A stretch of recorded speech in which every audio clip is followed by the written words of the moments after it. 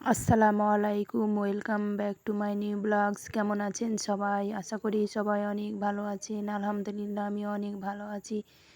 তো এই তো চলে আসলাম নতুন একটি ভিডিও নিয়ে আপনাদের মাঝে। আসলে কি জানেন, মানুষের খারাপ সময়টা হয়তো অতীত হয়ে যায়, কিন্তু মানুষের খারাপ ব্যবহারটা কখনো অতীত হয় না।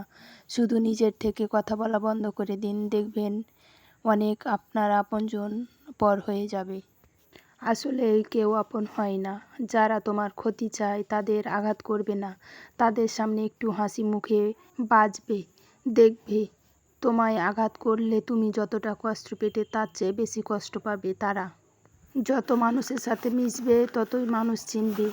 অভিনয় যে কত প্রকার তা বুঝতে পারবে। সবাইকে নিজের সত্যতা জানা দরকার নেই। যে যাই ভাবে তাই নিয়ে সমালোচনা করতে দাও। বেঈমান মানুষগুলো কখনো অপরিচিত হয় না, কাছের মানুষগুলো বেঈমান হয়। পাতা ঝরার আগে পাতার রং বদলে যায়, তেমনি মানুষ বদলে যায় যখন মানুষ চেঞ্জ হয়ে যায় তখন। আসলে আমরা বলি আমার মনটা ভেঙে দিয়েছে, আসলে মন কখনো ভাঙে না, যেটা ভাঙে সেটা হলো বিশ্বাস। কেউ যদি কথা বলা বন্ধ করে দেয় তাহলে বুঝে নিও তারা তোমায় নিয়ে সমালোচনা করা শুরু করে দিয়েছে। আপনি যতই নরম মনের মানুষ হন না কেন, অন্যদের কাছে ক্ষত বিক্ষত পাবেনই। মানুষ চেনা শুরু করলে এমনিতেই বন্ধুর সংখ্যা কমে যাবে, এটাই বাস্তব।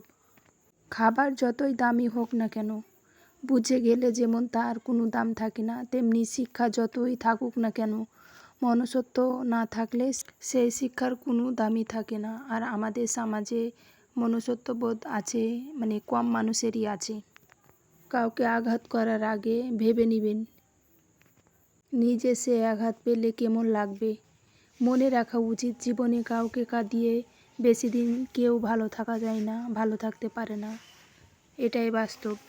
কেউ ব্যস্ত থাকার জন্য সব কিছু ভুলে যায়, আবার কেউ সব কিছু ভোলার জন্য ব্যস্ত হয়ে পড়ে, তারপরও ভুলতে পারে না। আসলে ভালোবাসা এমন একটা মায়ার জিনিস, একবার আটকে গেলে সেখান থেকে বেরোতে অনেক কষ্ট হয়। আসলে জীবনে সবচেয়ে বেশি মূল্যবান জিনিস হলো নিজের প্রতি যত্ন নেওয়া, নিজের প্রতি নিজেকে মূল্যায়ন দেওয়া, তাহলে তো অন্যরা দেবে। নিজের যত্ন নিতে হবে, অন্যকে খুশি করার জন্য নিজেকে ভুলে যেও না, কারণ তুমি অনেক বেশি গুরুত্বপূর্ণ নিজের কাছে।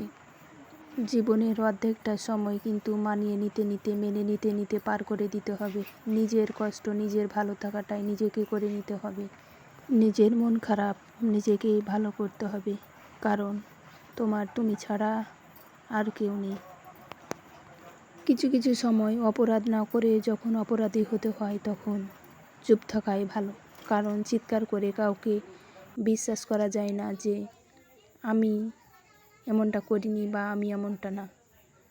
তো আসলে মন খারাপ হলে কথাগুলো অনেকটাই বলতে ইচ্ছা হয়, তাই আপনাদের সাথে বলি, শেয়ার করি।